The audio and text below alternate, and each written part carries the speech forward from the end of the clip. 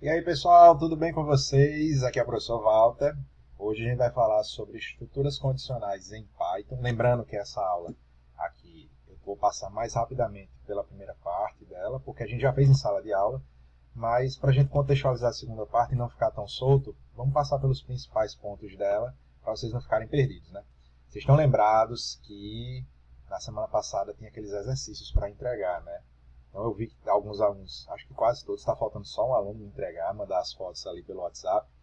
Mas vamos falar um pouquinho dessas estruturas condicionais, né? A gente já viu no Portugal como funciona uma estrutura condicional.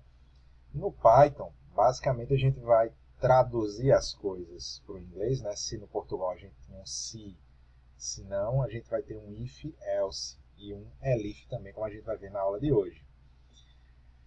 No Portugal, a gente sempre tinha aquela questão das chaves, né? A gente fazia um se, botava uma condição, abria a chave e o bloco que estava entre a chave de abertura e a chave de fechamento era o que vai ser executado a partir da condição ser verdadeira ou falsa.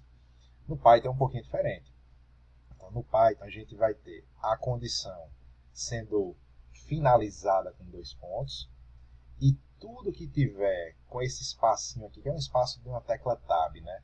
Todas as linhas que você colocar aqui, ó, após a condição verdadeira, elas serão executadas se essa condição aí for verdadeira. Então esse espacinho é o que a gente chama da indentação, né, do bloco. Acho que a principal característica do Python que vocês vão ver de diferente do Portugal é porque essa indentação tem que ser muito bem respeitada a partir de agora.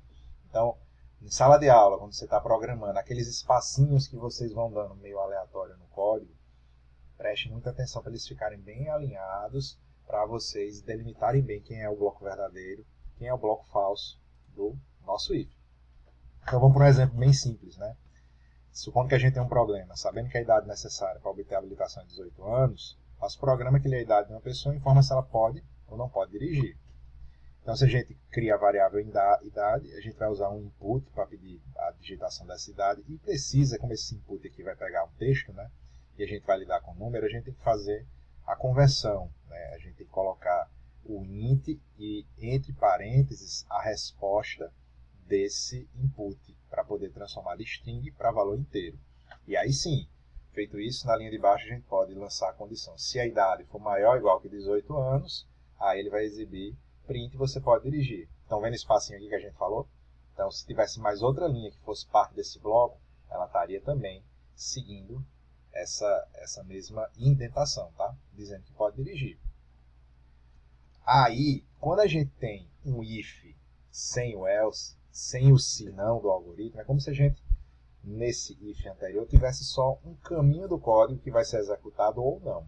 Porque se a condição for falsa, se a idade que o usuário digitar não for maior que 18, maior ou igual, ele simplesmente pula. Aí ele passa esse aspecto de pular um trecho do código. Quando a gente usa um if com else, aí a gente entra numa bifurcação. Eu vou ter que executar ou o bloco verdadeiro ou o bloco falso do else. Então, literalmente, não tem como pular os dois, porque agora a condição vai ser analisada se ela é verdadeira ou falsa. Se for verdadeira, aí ele vai executar esse trechinho de código, ele sai pela esquerda. Se for falsa, ele vai pela esquerda, assim, entre aspas, né? Vocês entenderam, né? De um lado para o outro. Sai para o lado verdadeiro. Se for falsa, ela vai executar o bloco falso, que é o bloco do else. E do mesmo jeito, ó, lembra que depois da condição do if você coloca 2 pontos, do else também a gente coloca 2 pontos. E novamente, o que vai fazer parte do bloco do else é somente o que tiver alinhado aí, ó, com um tabzinho que você vai dar, empurrando esse bloco de código. Essa indentação é quem delimita o bloco verdadeiro e falso. Então a gente pode melhorar o exemplo anterior para dizer se uma pessoa pode ou não começar aí o seu processo de aprender a dirigir.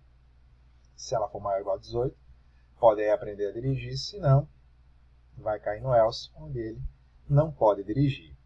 Aí, as condições, né, a gente pode utilizar sempre os operadores relacionais dentro de uma condição. Na verdade, tem dependendo da linguagem, tem mais ou menos umas 4 coisas diferentes que a gente pode usar nessa condição, porque tem que me retornar valores verdadeiro ou falso, né, o true ou false em inglês.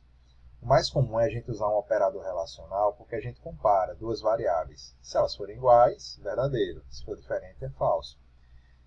Então, o operador de dois iguais é o que vai comparar se uma variável ou um número é igual a outro. Eu posso fazer 1 igual a 1, por exemplo. Isso aí me daria verdadeiro. Se eu botar 1 igual a 2, isso daria falso. Então, o contrário da igualdade é a diferença. Então, se dois números forem diferentes, ele retorna verdadeiro. 2 é diferente de 1? É. Então, o resultado é verdadeiro. E os outros são maior que e menor que, ficam mais simples de entender porque a gente consegue visualizar, né? 5 maior que 3, 2 menor que 4. Então, esses outros já estão bem difundidos na matemática tradicional que a gente aprende lá no ensino médio. Aí a gente pediu para vocês fazerem uns exercícios em sala de aula. Né? Faz um programa que lê um número e determina se ele é positivo ou negativo. Então a gente pega o número do usuário, sem considerar aqui aquela questão, né? 0 nem é positivo, nem é negativo, está ali no meio. Você poderia até colocar essa terceira condição aí, se for um 0, daqui a pouquinho no final dessa aula, com os elipses. E deixamos vocês com os exercícios, né? Então a gente fez um programa que recebe 3 notas do aluno e calcula a média final, para dizer se ele está aprovado ou reprovado. Se for maior ou igual a 5, ele está aprovado. Aqui a saída do console é o que a gente esperava. Então, como é nota, né, a gente vai usar a conversão para float dos números que a gente vai receber. Não vai usar para inteiro.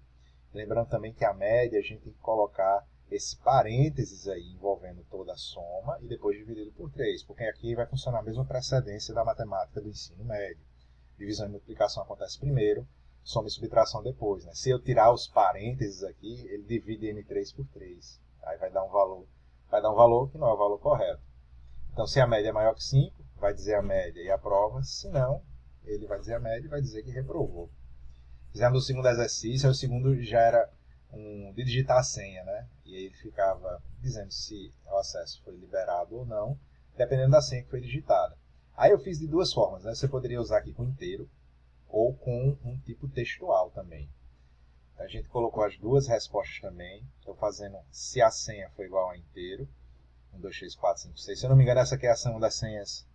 Na verdade, não é essa que é a senha mais. Essa é uma reportagem, as senhas mais utilizadas. Né? Era uma parecida com essa: 1, 2, 3, 4, 5 e 6 por extenso, como mostra aqui na linha 3 do lado. Essa era uma das senhas que mais foram utilizadas aí, divulgadas na reportagem pelas pessoas. Que é bem segura, tá, pessoal? Então, qual é a diferença principal da comparação de inteiro? Eu não usei as aspas. Então, se a senha foi igual a 1, 2, 3, 4, 5, 6, liberado, senão foi negado. Já na outra aqui, ó, 1, 2, 3, 4, 5, 6, eu coloquei entre aspas. Então, por ser uma string, né, e a minha entrada lá em cima para capturar a senha foi somente com input. Eu não fiz aquela conversão para número, porque aqui é texto. Então, por esse motivo que tem as aspas. Então, digitando certo aí a senha, aí ia ser liberado. Temos outro exercício 3 aí. Faço programa que lê o número de gols marcados pelo Sport, número de gols marcados pelo Náutico. Pode ser outros times da preferência de vocês, tá? Isso aí foi o professor Tiago Maia que me passou o material. E muitas vezes ele traz os exercícios de futebol e eu vou substituindo às vezes por exercícios com café para dar uma certa diferença. Mas às vezes a gente deixa. Escreva o nome do time vencedor. Caso não haja vencedor, escreve empate. Então, ó, gol do Náutico, gol do Sport. Ninguém fez gol, deu empate. Esse if aqui, ó, a gente vai basicamente fazer 3 ifs simples. Porque se o gol do Náutico for maior que o Sport, vai mostrar que venceu. Mas se não for, ele não faz nada. Então, ifs sem else são trechos de código que só vão ser executados caso seja verdadeiro. Né? Senão, ele não vai mostrar nada. No 4, a gente pede fazer um programa para ler 3 valores inteiros, A, B e C, e diga se a soma de A mais B é menor do que C. Então, novamente, captura 3 números e a gente no nosso if coloca ali, ó, se A mais B for menor que C, bota a resposta, se não, não coloca a resposta. E o 5, pedir um programa que recebia para receber 2 números e executar as operações listadas a seguir de acordo com a escolha do usuário.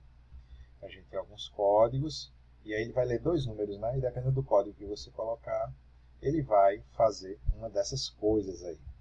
Aí a gente faz assim a leitura dos números e exibe um menu de opções. Então, se a escolha for 1, aí coloca isso, ele executa. Se a escolha for 2, vai fazer outra coisa. E assim a gente vai modelando o resto do exercício. No exercício 6, a gente vai fazer um programa que calcula o salário reajustado em funcionário, o percentual de aumento encontra-se na tabela. Se o usuário, ele vai